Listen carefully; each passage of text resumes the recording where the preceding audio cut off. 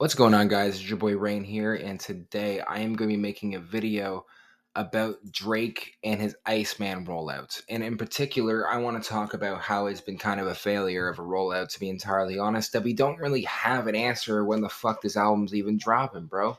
We have no answers. All we got is these live streams of him basically just coping with the fact that he lost the beef and that all his friends turned on him. There's a lot of the things that come up with these live streams that I've noticed. Like, obviously, there's a lot of song snippets and stuff like that. But if you listen to the lyrics and a lot of the spoken word that's happening through the live stream, Drake is really focusing on the fact that all his friends turned on him and lied to him to his face, and they were working with Kendrick behind his back, basically. That's kind of what makes Drake more mad than him even losing the beef, because that would hurt his ego too much to accept that. That's kind of where we're at here with this Iceman beef, is that it's kind of just a fake facade that he's trying to put on by making this hip hop music again, really gangster, really aggressive. Like the track "What Do I Miss," for example, is kind of a track where he's acting like everyone turn on him, everyone turn on this man. He didn't do anything wrong to reciprocate all this. You know what I mean? And I think obviously the public opinion has changed a lot about Drake. I will say that a lot of people have kind of went and jumped on his bandwagon again, because a lot of people looked at the charts and they're seeing that hip hop is dying, and they're blaming Kendrick for it because they brought so much negative attention to Drake and he was carrying the mainstream, yada yada yada. My whole point is that Drake is just in denial of the fact that he is, not only did he lose the beef 2 years ago, it's been 2 years almost, guys. Not only that, but also the fact that he can't even maintain to have a number one hit song anymore, dude. Like, the fact that he has to resort to doing live streams where essentially this is the only way that people can actually pay attention to the guy is embarrassing. Like, Drake can't go ahead and drop a single when he wants to and it's going to hit number one anymore. Doesn't have that power anymore. He doesn't.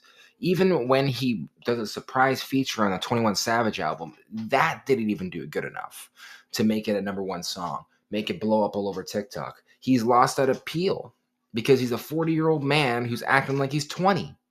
You know what I mean? The man is kind of a walking meme. He's a walking joke. A lot of people, I personally say that he's a gigantic sellout in the industry, and he would much rather make money off of gambling sites than actually put quality music out and trying to actually respond to Kendrick properly, instead of being in denial of what was happening around him. Because in a lot of these situations, Drake is kind of just sitting here like blocking everything out and just being like, bro, everyone, all my friends turned on me, bro. Like, what happened, bro? Like, with the symbolism in the one live stream he dropped with the Pinocchio faces at the table, and they dropped the ice on top of it, and it's Drew Legacy on the table, saying that his legacy is washing away due to his friends' loyalty, is his argument. Even though, from what I understand, Drake, you were kind of the person that was able to use people like recycling bins. You kind of just was like, okay, I'll take this trend, or I'll throw this trend in the trash, etc. You know what I mean? His whole perspective is I made people's careers and they all lied to me and they all betrayed me. When in reality, all he did was Drake got more popular by hopping on waves. Like, for example, if he only stuck in his pop scene, he would have just been a pop artist. But instead, he hopped into trap music, started doing that feature with Black Boy JB that blew up. Then he started doing features with 21 Savage. Then just recently, it's been Yeet, has been the one person that he's been hopping on the bandwagon for. And I'm going to say this right now, as much as I am a gigantic fan of Yeet, I love all his music, and I just feel like, what's the point of supporting this guy when all he's going to do is just use you and rinse you and move on? That's what he's done with everyone. But then he's going to gaslight you and make you feel like you're the bad person for moving on with your career away from Drake because of his reputation ruining yours. Like, that's the part that people like 21 Savage and Yeet kind of need to focus on more.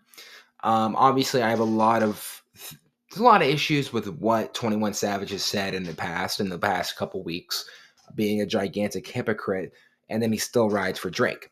Kind of gives you enough that it ruined even 21 Savage's own reputation.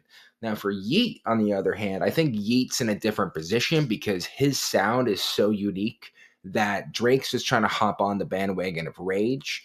So he just needs to have anyone that's on his side in that category. He doesn't have Playboi Carti on his side, any Opium label. So he went with Yeet. And that makes sense. And you can't really blame him. Now, when it comes down to the ICEMAN rollout, I think this will be his least successful album of his entire career. Because if you look at his last live stream from 2 months ago, was the last one he did for ICEMAN. He doesn't even have 1 million views on YouTube. That's insane. And like, not a lot of people talked about it. I had to seek it out. This is how bad this ICEMAN rollout has been for Drake. And I think it's just simple as the fact that he thinks that doing the Cardi thing with you not telling you when the album's going to release whatsoever and just kind of leaving you on the loop is going to make his numbers go up. They haven't. It's been the complete opposite, actually. The more that he goes ghost away from his fans, it's different. It's a different energy than someone like Cardi. So if you guys think this ICEMAN rollout has been dog shit, let me know in the comments below, because I personally think it has been. And yes, I will be reviewing the album when it does come out. Hopefully it does actually come out in its full, complete form, and it's not just a bunch of snippets, bro. I'd be so pissed off if it just ends up being a playlist with a bunch of like half-baked songs. That's what I'm praying it's not. But let me know in the comments below what you guys think. Have a good old jolly day there, boys. I love y'all.